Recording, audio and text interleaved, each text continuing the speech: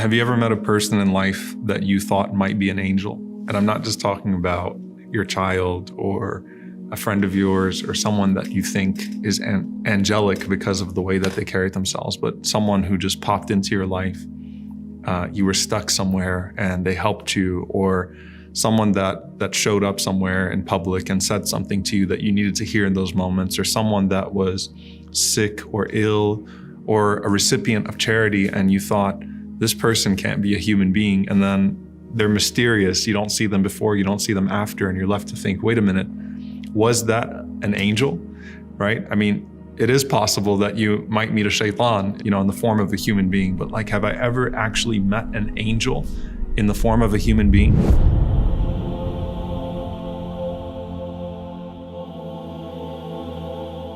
There's a hadith of the Prophet ﷺ where he talks about these three men from Bani Israel. And they were contemporaries, as is made clear in the hadith.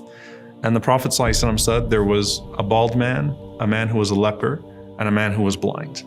And an angel went to all three of them and asked them, what is it that you want? What is it that you'd want to change about yourself?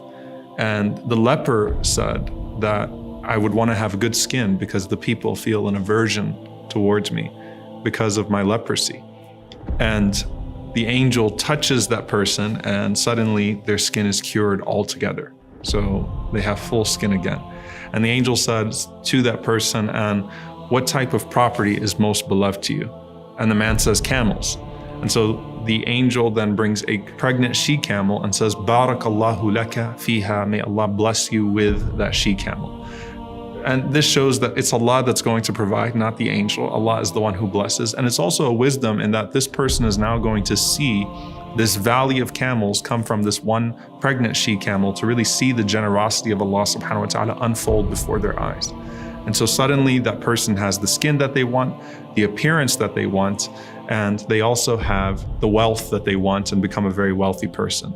The angel then goes to someone who is bald and says, what would you like to change about yourself? And the bald man says that I'd love to have good hair, right? I feel like it would beautify me. I feel like it's what's missing in my life. And so the angel touches that man's head, gives him an angelic hair transplant. You can't find that anywhere in the world today. And suddenly that person has a full head of hair.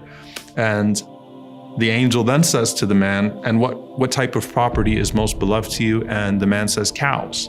So the same thing happens. A pregnant cow is given and the angel says, Barakallahu laka fiha, may Allah bless you with it. And suddenly he has an entire plot of cows. And then he goes to a person who is blind. And we know that that is a very specific type of test. There are multiple rewards that you find in the hadith for the person that is blind and patient with Allah subhanahu wa ta'ala. Many scholars who suffered from this. And says to the blind man, what would you like? He said, I'd love to have my eyesight back, my vision back. And so the angel wipes his eyes and suddenly he can see again. And then he says to him, and what's the most beloved of property to you? He says sheep, which is very simple, right? If you think about it. So he's given a pregnant sheep and that gives birth to an entire plot of sheep. And so he's got his entire property in front of him that he can work with and that he can deal with. And so each one has their herd now. And they have their property and they have the appearance that they want and they have the blessings that they want. The Prophet ﷺ says that then the angel comes back to each one of those people in the same human form as they were before. So to the leper, the angel shows up with leprosy, a human being with leprosy that's also poor. To the one who was bald, the angel shows up looking like the person used to look, also poor. And for the one who was blind, the angel also shows up in the form of a blind man that's also needy. And as that angel shows up to each one of them, the angel asks them for support. The leper and the bald man deny that they used to be poor, and they say that, that I earned this, and they basically shoo the man away. And the angel responds in the form of that man and says, aren't you the person that used to be such and such? Weren't you once in need? And that person denies that they were ever poor in the first place. And so the arrogance has overtaken them and they've forgotten the blessing of Allah subhanahu wa ta'ala. So the angel says back to them, if you are lying, then may Allah subhanahu wa ta'ala return you to what you were before. if you're lying about who you are, and if you are not just denying the blessing that Allah has given you, but not even acknowledging that you once didn't have these things, may Allah return you to what you were. But the blind man passed the test. The Prophet ﷺ said the blind man, as soon as he saw that person in his own form that he used to be, he says to the man, who is of course an angel, go ahead and take from this property whatever you want, for I was once like you and Allah subhanahu wa ta'ala provided for me. So it's all yours. Whatever you want, go ahead and take it.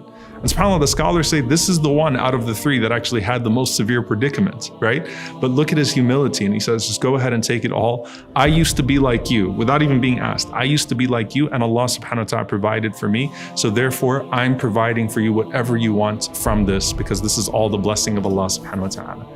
And the angel responds and says, keep your property with you. فَقَدْ رَضِيَ اللَّهُ عَنْكَ وَسَخِطَ عَلَى صَاحِبَيْكَ. Keep your property with you, because verily Allah is pleased with you and angry with your two companions. And so the two companions lost everything that they had and were restored back to their position with the dua of the angel.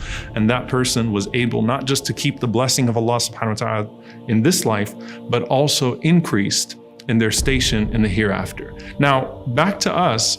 The question is then, when I see someone that's in need, am I actually encountering an angel? And I have to be honest, subhanAllah, I remember a few times that I was in a refugee camp and I thought to myself, this can't be a human being that's in front of me. And Allah knows best, right?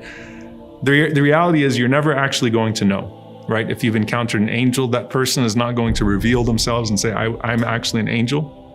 But it would defeat the purpose if you were only honoring them because you thought they were an angel. That's actually the moral of the story, that you are to honor the person, the yatim, the orphan, the one that's in need, and remember your own vulnerability, and you never know who Allah subhanahu wa ta'ala actually has in front of you at that moment.